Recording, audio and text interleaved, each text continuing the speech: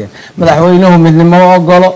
dad wada maanta halkan aan fadhino dhiig waa ku karsiyan waa huba fadhiga aan fadhino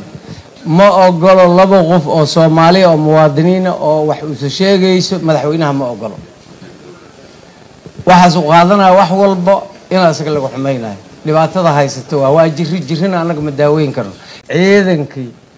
qalbiga ay ka dhinteen difaaciday ay ka soo wada baxeen waad aragtiin maanta meesha aan taaganahay 2,000 oo ciidamo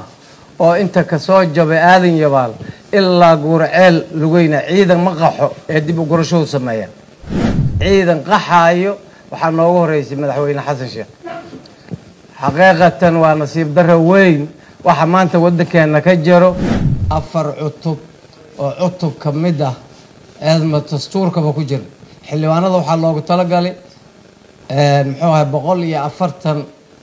iyo koow qodob oo dastuurkaas ka kooban yahay 15 cutub dhaxdiisa inay ka shaqeeyaan dastuur cusub in banaanka laga keeno oo aan qoran anaga awood u mali taas waxa awood u leh 825 dastuurkan 2012 aan saxisay ayaa xaq u leh anaga xaq u mali anaga dib u eegis dastuurka dhaxdiisa inaan ku shaqeyno ayaan loogu talagalay madaxweynuhu waa kala shaqaansaday waxa uu suurto gashay 4 cutub oo kamid ah in muxuu ahaay badalo taasoo loogu dan lahaa doorashada maanta uu madaxweynaha ku qorwaayo oo qofkii iyo codka uu sheegay waa wax fiican qof iyo cod doorasho inay dhacdo laakiin shaqay u baahantay ma laga shaqeey waa maya lagama shaqeeynin madaxweynuhu wuxuu biisi ku yahay sidii baarlamaanka ku qaybin lahaa sidii muxuu ahaay wax kasta oo qarannimada qurxin lahaa sida uu tanaasuli lahaa tusaale ahaan dadkii Soomaaliyeed 500 oo kun oo qof magaalada Muqdisho waa laga barakacay dadka waxay u badan yihiin ciidanka la rabo maanta inay dalka ay noo difaacaan maatadooda iyo caruurtooda ay u badan yihiin waxa xeriyooyinka ciidamada dagay iyo meelaha dawladda ay leedahay waxa dagay dadka maatada ayay ahaayeen ciidankii qalbiga ay ka dhinteen difaaciday ay ka soo wada baxeen waad aragtiin maanta meesha aan taaganahay 2,000 oo ciidamo oo inta ka soo jabay aadan yabaal ilaa Gurceel lugayna ciidan ma qaxo ee dib u gurasho sameeya ciidan qaxaayo waxa noogu horeysay madaxweyne Xasan Sheekh xaqiiqatan waa nasiib darro weyn waxa maanta wadankeena ka jiro dhulka madahno waa la gaday si sharci lagu ma gadin gudigii waad ogtihiin muxuu ahaay iibka qaranka nooma dhisno muxuu ahaay shuruucdii oo muxuu ahaay dhulka hadii la gaday lagu madkeyn lahay nooma dhisno waxa soo dhan dhagow ka fariistay lacagta lagu gado budgetka dawladda kuma jirto akoonka dawladana kuma dhacdo waa sharci dar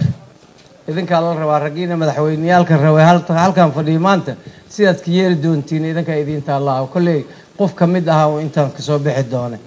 waxa kale oo muhiimadeeda leh oo aan rabaa inaan ka dhawaajiyo xiriirka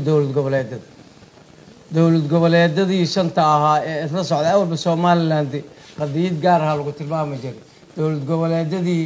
shalay isla socday oo shanta ahaa maanta waxay qaarkood raalli ka noqdeen in mid kamid ah la burburiyo oo dawlad goboleedyada kale laga dhax sameeyo saxna maaha waxaan rabaa madaxweynuhu midnimadii uu diidan yahay waxyaabaha iyo yaabka badnaa waxay 5 xisbi ayaa maalin waxa tiri waa isku biireynaa ay marti qaad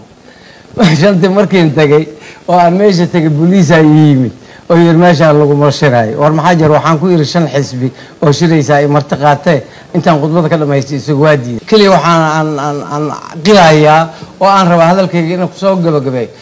yaanan lagu darsanin madaxweynaha doorasho rabaa doorasho madaxweynaha ma rabo qaabkii lagu doorasho lagu geli lahaa waa la yaqaan madaxweynuhu haduu dadka barakacay oo leeyahay doorasho qof aan ka rabaa oo dad careysan oo gadoodsan oo ilmahooda gaari dameerka ay bustiyaalka u saariyiin oo doorasho ka rabo haddii gudigii doorashada ee aan ku midaysneen ee 2015 asaadisi gudigii Xaliimo Yare ay gudoomiyaha u ahayd asaadisi baarlamaanka qof uu ansixiyay waa kala diri gudigii maasuqa waa kala diri sharcigii محوها دلك أولها وحالة دور بذي سدح شرعي أو دق أو سدح برجوده اللي سمي أيو كدور بذي المدحوينها لو شقي